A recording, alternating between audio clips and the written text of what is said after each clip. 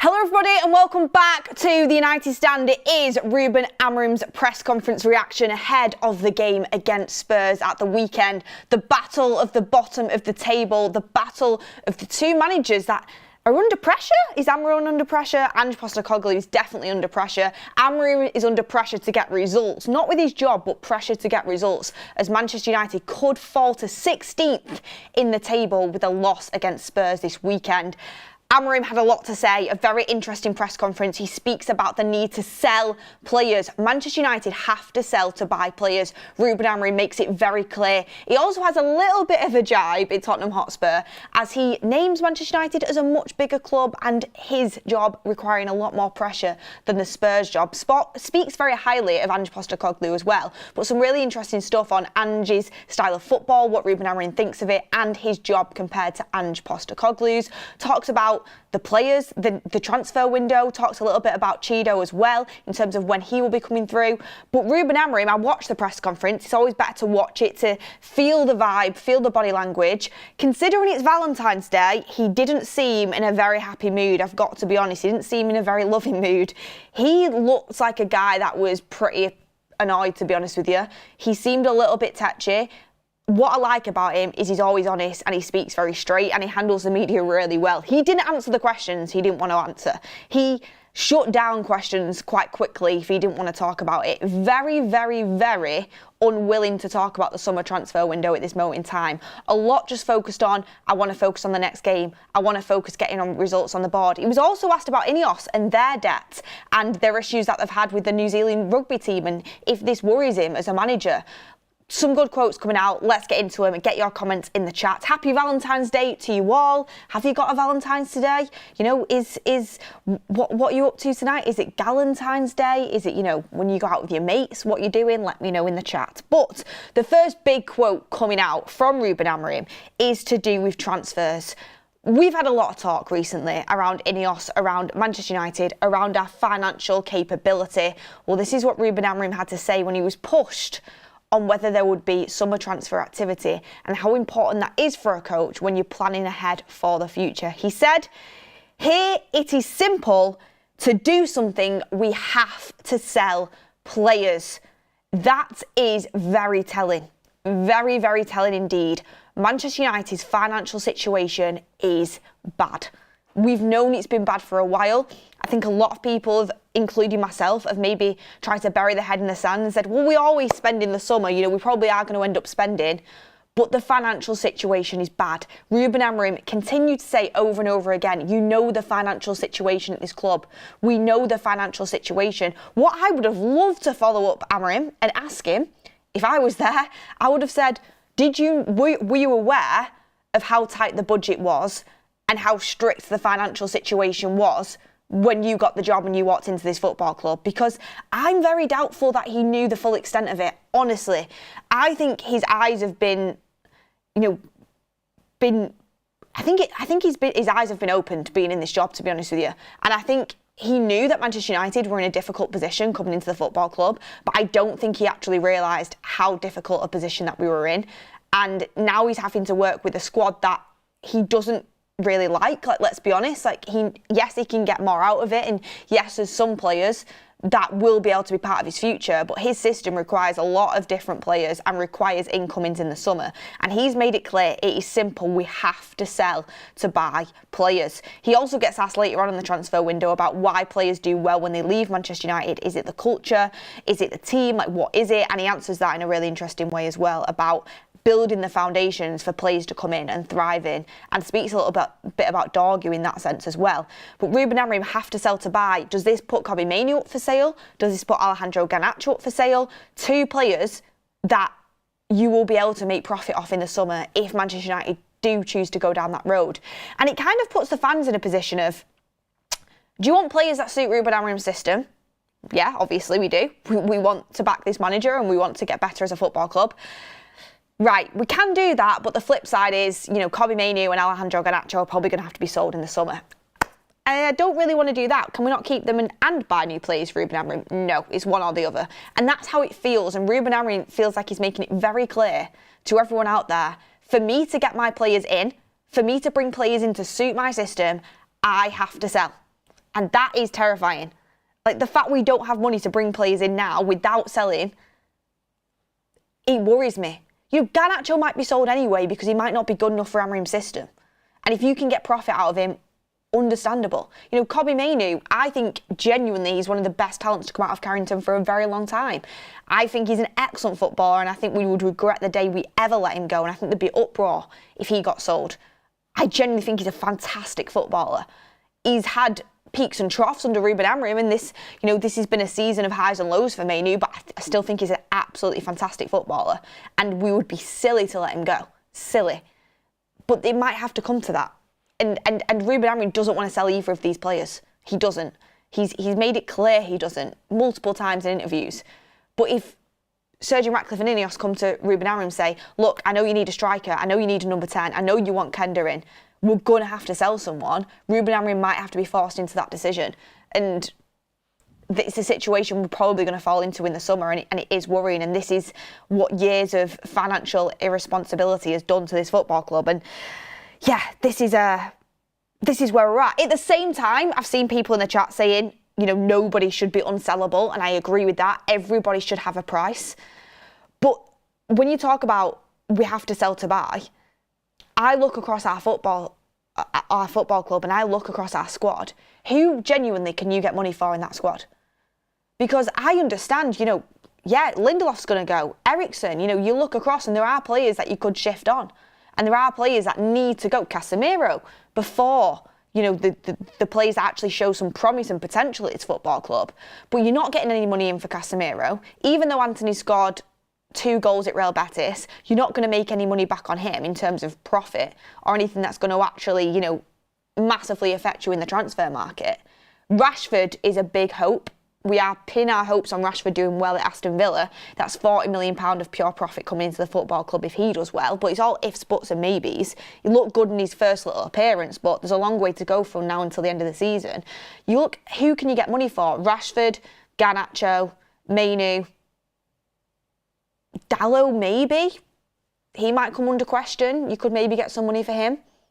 Luke Shaw, you're not getting any money out of. Mason Mount, you're definitely not getting any money out of. Rasmus Højlund, you're not going to get back the 72 million you paid for him. Joshua Zirkzee, you might be able to break even on. But there's little members of that squad that you can actually get money for. And that's where all the eyes go on to Kobbie Mainoo and Alejandro Garnacho. And that is why David Ornstein put out, because he doesn't put things out for no reason, about a month ago now, or at the start of the January transfer window, Manchester United don't really want to sell Garnacho or Mainoo, but if a good offer comes in, they will, because it's basically like putting your assets out there and saying, do your best. And if you reach a high enough price, then we will sell them. And that's the position Manchester United are in, because financially we are in trouble.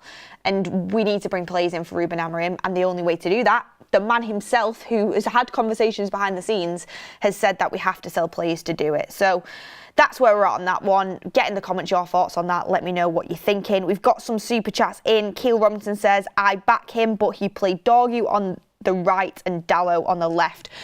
I back Amorim as well, Keel, but backing a manager doesn't mean you have to agree with every single thing he does.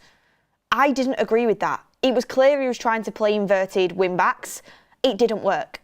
Both of them didn't look like they knew exactly what they were doing. There was also a rumour that he wanted Dorgu on that right-hand side in the first half, because the plan was always he's only going to play the first half, and he wanted him next to him to give him instructions on the touchline. That was another rumour. But I didn't understand that either. Like, I back Amorim and I do think he's the right guy, but it doesn't mean you have to agree with every single footballing decision he makes. I absolutely would have played Dorgu on the left and Dalot on the right, and I hope he does change that.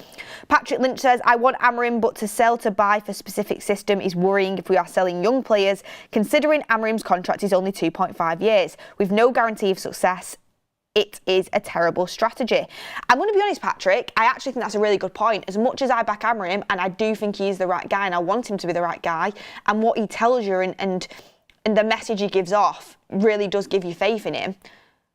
The fact of the matter is, we've had terrible results, we've had terrible performances, and you are right. If we do sell players to buy players in that suit his system and it doesn't work out, you could be left in a situation where you've sold very talented footballers that could play in a different formation to bring in niche plays for Amorim's system that might not work under another manager.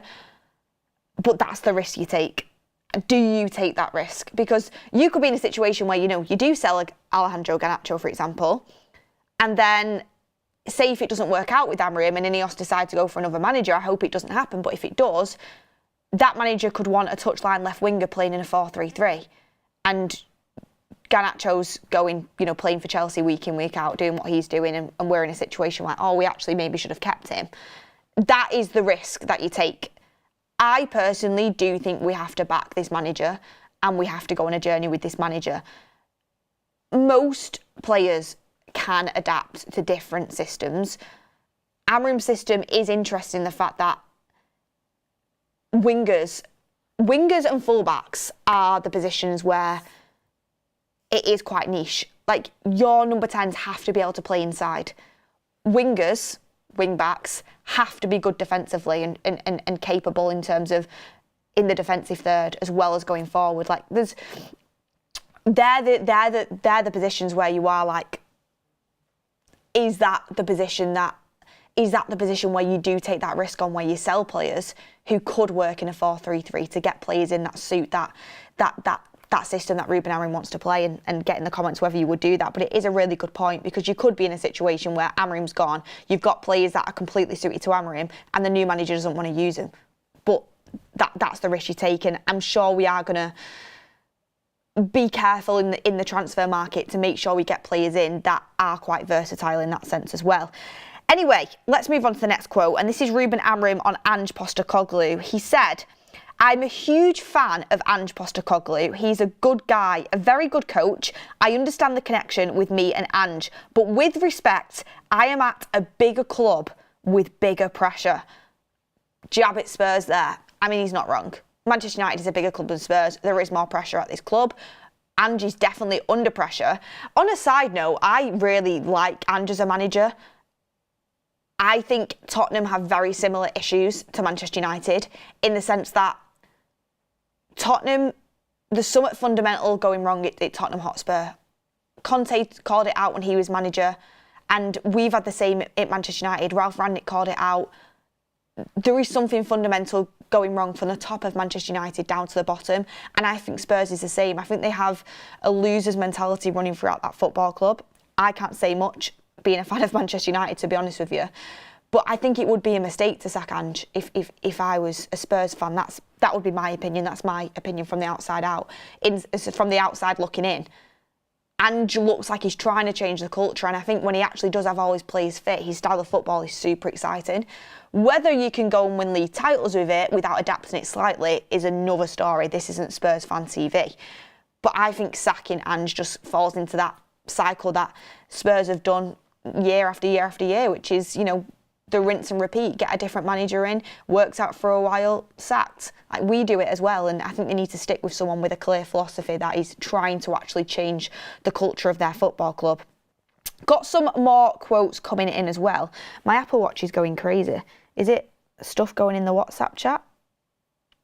No, it's my family group chat. Why is my family not watching the fact I'm doing the press conference reaction? They should be watching, but they're talking about something else. Anyway, let's move on to the next quote. So Amorim said, "It was a good week until 2 days ago. We have 1 or 2 injury issues, but we are waiting. We have 1 player who is sick, so we will see the full team on the weekend." This was an interesting question that I forgot to mention at the start of the show, actually. He was very cautious about naming injuries. He wouldn't name any players that are going to be out at the weekend through injury.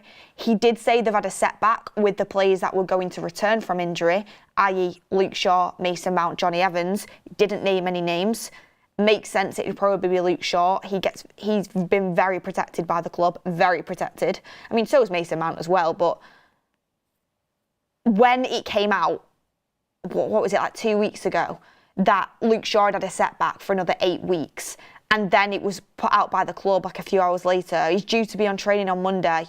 I can bet you he probably wasn't in training on Monday. He's had a setback. Like, let's be honest. And they're trying to protect him, but he's had a setback. Maybe there's other injury concerns that we've got as well in the first team squad. Ruben Amorim would not name any names ahead of the weekend, but I think we're dealing with a couple of injuries and we'll have to see what squad is there at the weekend, but it's not looking good. Luke Shaw is a write-off. Mason Mount at this point, when is he ever fit? The two players that, when they are fit, I think improve us massively. And I think they're very good football players, but they're just never fit. And we need to forget about them, to be honest with you. I just don't even see him as part of the squad anymore.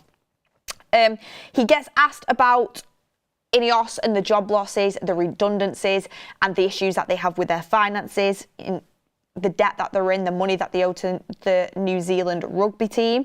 And he said, our biggest problem now is Spurs. We know the moment of the club. I have to understand these problems, but these are problems in our club and they are not new. We have a problem at the moment, but that can't influence how I coach the team and prepare for the next game. I mean, what else is he supposed to say? He can't sit there and say, yeah, I'm screwed, guys. Like, what am I supposed to do? But this is what I mean when I say I don't know if he knew the full extent of our financial difficulty when he came into the football club. And he's got the biggest task out of any manager that's been since Sir Alex Ruben Amorim. Because Ten Hag got money. You know, every manager post-Fergie got money. Ruben Amorim is not going to have much money unless we sell. And he follows it up with saying that we have to sell to buy players. He gets asked on if Manchester United can win the league by 2028. 2028 is 3 years. 3 years. And we are in huge financial difficulty. I don't see how in 3 years we can win the league. But if he can, like I said, he's a miracle worker. He says, Ruben Amorim answers, yes, we talk about that. Our focus is to win the Premier League and we can change everything in a few years. In this moment, we are in a difficult position, but we need to work every day and focus on the little steps. He also said, we have to have a good summer. We have to have a good summer. That is important. So they will be planning their summer transfer window now. He's very reluctant to speak about it. How we approach it, I am super interested. Do we go for multiple players on the cheap? Do we sell big and then invest that way? Do we just go for one or two big players that are going to improve us? I was speaking about on the show last night. We're not going to have much budget. If we sell Rashford, if we sell a Garnacho, if you get Sancho, Casemiro and Rashford off the wage bill, money does start to open up for us. Eriksen will go, Lindelof will go as well. That's money off the wage bill. There will be some money there. How do you go about it? Do you go and get like 4 or 5 positions in, but low cost players? Or do you go and get 3, like, I'm not saying go and absolutely break the bank on 100 million players, we can't do that. But do you go and get 3 like 50 to 60 million pound players and just that coming into that first team straight away and it's basically like failure proof. No transfer is completely failure proof, but they are very likely to work out because of the background that they have and the experience that they have. That's the question that I'm excited to kind of see going into the summer is what direction we'll go with in terms of the recruitment strategy. What does keep getting pushed out is that we're going for younger players. 1, because they're on a low wage, and 2, I do think we're trying to instill the Chelsea blueprint of buying a lot of young talent in and selling it on for profit in the future. I do think that's a way that we're looking to move to make money in the future as well. Amorim gets asked more on Ange Postecoglou. He said, I'm a huge fan of Ange Postecoglou. He is a good guy and a very good coach. I understand the connection with Ange.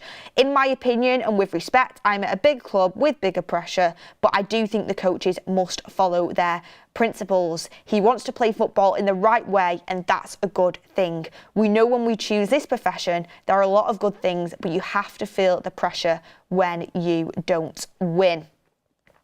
Just talking there about the similarities between Ange Postecoglou's job and Ruben Amorim's as well. Got some more super chats in. Jadeep says, would you be open to a strategy of getting veteran players on the free/loan and young talent slightly over their market price? Seem like that's what these people have come up with as a plan. Jadeep, I think that's a really intelligent super chat because, like I said on the show last night, if you were watching, our strategy is to go for young talent at a lower cost on a low wage. That is the strategy of Ineos. Financially, it makes sense to them. They're thinking about upping their value in years to come and selling them on for profit. That's what I think we're looking to do. But like you said, we've also been linked to Calvert-Lewin and Jamie Vardy on free transfers. And people laugh at that. But Laurie Whitwell he's not like a journalist that's just throwing a punt out there. He's a very good journalist, and he will have had that sourced. And he did say that would go against their strategy of buying young players. Maybe that's a direction we might be looking to go down if it is a cheaper option for us. I don't like it necessarily, to be honest with you. I think we should be buying a mixture of young talent and players that are ready to go now, going into their prime. I think the sweet spot for players that are ready now is between that 24, 28 mark. That's where the sweet spot is for me. But it feels like Manchester United are just literally looking very young or over the hill. We need to hit the sweet spot. But guess what? When you do hit that sweet spot of like 24, 25, 26, 27, 28, it costs you money, because usually them players are in the prime, they've got a few years behind them, and they're at their peak, and it's like it's going to cost you a pretty penny, and the player's going to want a decent contract because they're at that point in their career where they want that contract to go and hit the heights. Also, them players that are usually looking for the next step up don't necessarily want to join a club that's 13th in the Premier League, might not be in Europe at all, and isn't competitive, because they want to start winning things at that stage in their career, which is why it probably isn't marrying up for Manchester United. And that's where the Gyökeres thing kind of comes in, where he's been ruled out as a transfer for us. It's not an appealing prospect, Manchester United, right now, because we're not competitive, and players at that age do want to go and compete. And if you can't offer them that, they usually want a big wage and a big signing on fee, which Manchester United can't afford. Big Mal says, also please put Dorgu on the left, Amorim please. Big Mal also says, so much to address with this team, but beggars can't be choosers. The priority has to be a right wing back, a left 10 and a high scoring striker first. Big Mal, I agree. I said it on the show last night. If we only sign them 3 positions, a left 10, a right wing back and a striker, but we sign them with quality football players that are going to be starting in our starting 11 and making a real impact week in, week out, and elevate us, that would be I would be happy with that. I know the position that we're in. Summer transfer window, if we only sign 3 players, but good quality players for 3 positions that are needed, like you've just said, I would accept that. Graham Sooner says, hi Beth, will you be my Valentine? Because you are a Scouser, it would be a no from me. Patrick Lynch says, I want Amorim to sell to buy for a specific system is worrying if we are selling young players. Considering Amorim's contract is only 2.5 years, I've done that one. Harvey Spector says, Højlund is championship level, horrific signing. And Keel says, we need to collaborate with other Ineos clubs. That's not going to happen either. It's just not going to happen. It's just not. And, you know, the other football clubs that Ineos own also aren't at the level that Manchester United need to be at either. Next, Amorim gets asked about Chido Obi and the youth, and can he see any of them coming in? And he said, I don't want to say names. He cut off the question quite quickly. He's trying to be careful around the youth and not putting too much pressure on them, I think. He says, I don't want to say names. We have to be careful on that. They are working with us and they have some... They are working with us. We had some problems this week and we had some young players in training, and Chido Obi is one of them. So he didn't really want to say that the younger players in the academy that are doing really well are going to be brought into the first team. He doesn't want to put any pressure on them. But what he did give the information of is that because we had problems with injury and sickness in the week, some youth team players did come up and train with the first team, and Chido was one of them players. And that'll be great for him to get that experience. It'll be great for Ruben Amorim to judge him against, you know, the likes of a Harry Maguire, the likes of a De Ligt, the likes of a Yoro, you know, centre-backs that are playing week in, week out in the Premier League. How does Chido do against them? Because it is different playing at youth level to playing, you know, men's football in the Premier League. Like, it is different. So to really judge Chido properly, it'd be good to get him in first team training and kind of assess him against the players that are playing in the Premier League week in, week out and do have that experience. So that'd be good for Ruben Amorim, and it'll be also great for Chido Obi to get that experience as well. And you never know, if he does really well, you might see him soon. I know a lot of fans want that. Amorim gets asked a question on former players performing well outside of the environment of Manchester United. I thought this was a fantastic question.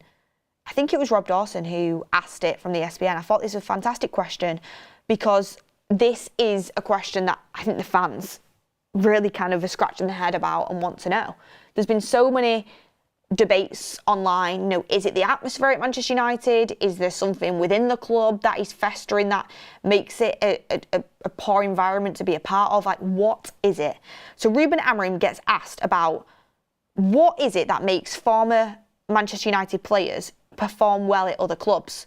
Anthony's gone and done really well in his first few games for Real Betis. Scott McTominay went and he's doing really well at Napoli. Anthony Elanga has gone to Forest. He's doing really well. A lot of players leave Manchester United and perform better than what they were doing when they were actually at the club. And Amorim said, I don't know. Sometimes it's like that. It can happen with any club. This club has a lot of pressure and you have to have a base of a team to put younger and talented players in from abroad to help them. If you are playing as a better team and you have a strong core like it's supposed to be at this club, it'll be more easy for these kind of players to play football. It was like this with Dorgu as well. So he's basically saying, if you have a strong foundation, a team that is a functioning team, it is so much easier to bring outsiders in than a team that is imbalanced, not functioning and losing games. It's like, you know, it's absolutely true what he says. If you look at Liverpool, they are a well-oiled machine. They are functioning at the highest level. Everybody knows their position. Everybody knows their place. Everybody knows how the style of play works and everybody knows what they're doing week in, week out. If you dropped Dorgu into Liverpool right now, he would have a much higher chance of success rate than at Manchester United. The reason being is he's coming into an already well-oiled machine. It's functioning. He's just like another cog. And you can adapt to that. You have players around you that are confident. They're all playing with confidence. They're all playing with the mindset of we know how to go out there and win. You come into Manchester United, the pressure is extremely high because you're not winning games. The team is imbalanced. The leaders on the pitch probably don't even know what they're doing themselves. It's very erratic. It's not a good environment to come into.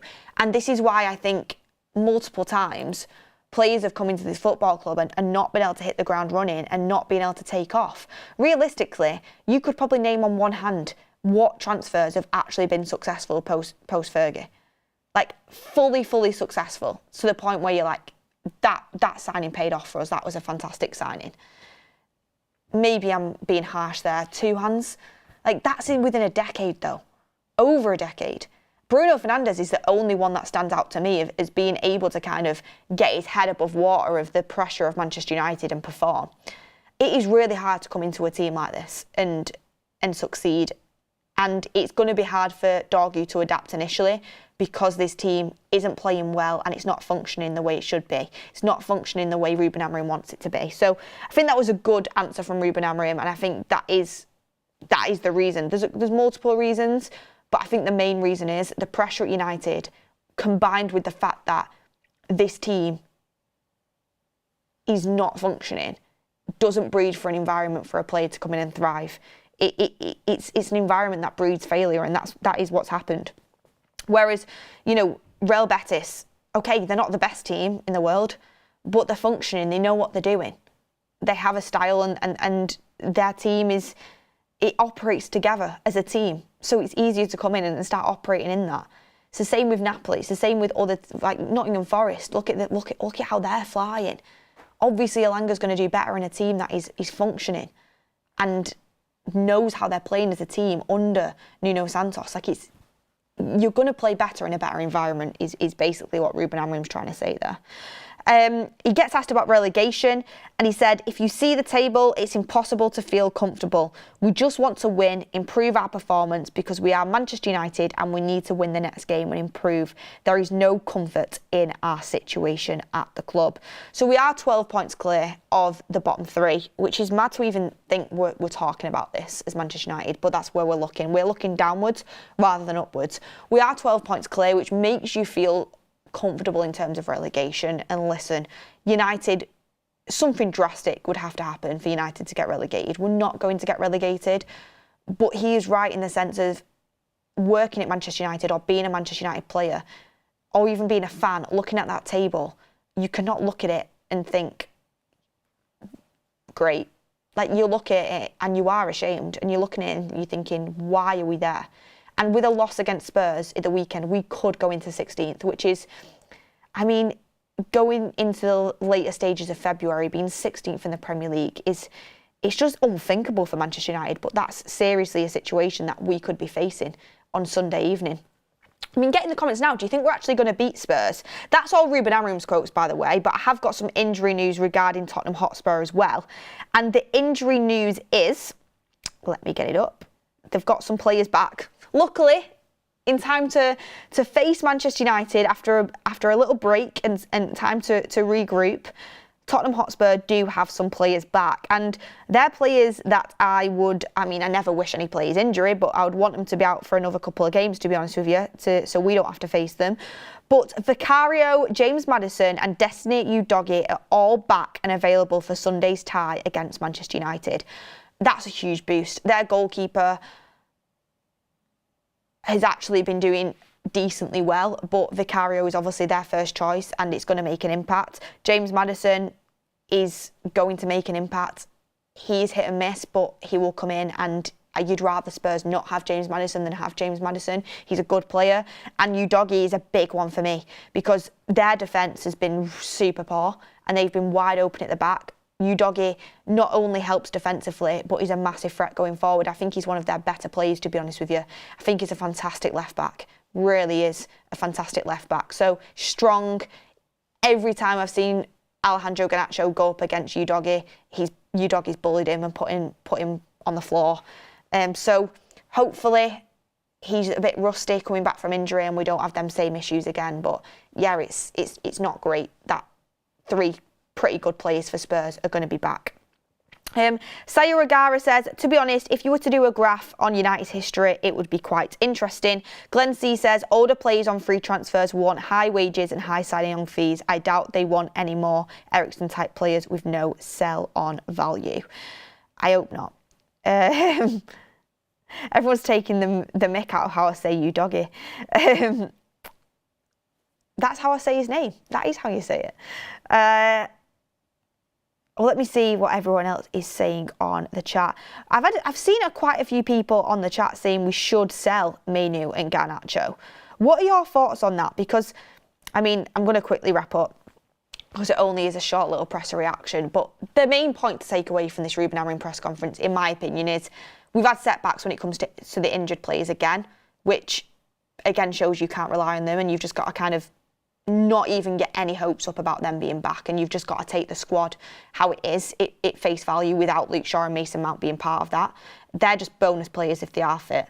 And the main thing is Ruben Amorim being very short and being very clear. We have to sell to buy. The players that have been pushed on that are Mainoo and Garnacho. I think of them both separately. I would be open to selling Alejandro Garnacho in the summer. I wouldn't be open to selling Kobbie Mainoo. That's my position right now, based off what I've seen in this system. Like I said, if we had a manager in that was playing a 4-3-3, I would want to keep Garnacho because I think he's a left winger. I think he's a touchline left winger that has a lot of potential. And I think if he goes to another football club that plays in the way that suits him, he has a very big chance to shine. I think he's got a lot of potential, and I do think he's a player that when he comes onto Manchester United's when he comes into Manchester United's team and he comes on the pitch as a substitute, he actually looks like someone who has the confidence to go at players and make something happen. He does make things happen. He made a massive difference in our last game against Leicester. He basically won us that game by his confidence to come on and go at players and take the game by the scruff of its neck. He is one of them players that can do that. Do I see him being a long-term starting 11 player in Amorim's system currently? No, which is why I'd be tempted to cash in if the money is there. Off the bench, I would want to keep him as an impact player. But we're in a position where we might not be able to afford to keep players like that because we need money. Mainoo, I wouldn't want to sell because I think there is a very high potential there, and he's a player that can play multiple positions in this system. But get in the comments down below your thoughts on that. Hit a like on the video. What I would say is I think Amorim putting out there, we have to sell to buy, again, is another indication a lot of players will be on trial from now until the end of the season. You have to start impressing. You have to start showing Ruben Amorim why you should be part of this project. I mean, the fact he left both Højlund and Xerxes on the bench just a couple of weeks ago shows where he's at with them as well. So every player has to start stepping up. Even the article that came out about Ruben Amorim keeping his distance from the first team squad, he will know a lot of them players will have to go. Solutions will have to be found, players will have to be sold, clear out will have to be done. Who stays? Let's wait and see. But look everyone, thank you for watching. Hit a like on the video. Let me know your thoughts on Ruben Amorim's press conference. Spurs on Sunday. Big game. Usually do better away from home under Ruben Amorim at this moment in time. So let's hope we can bring our good away form to the Tottenham Hotspur Stadium. And I will see you on the next one. Have a lovely Valentine's Day everyone, and have a great weekend.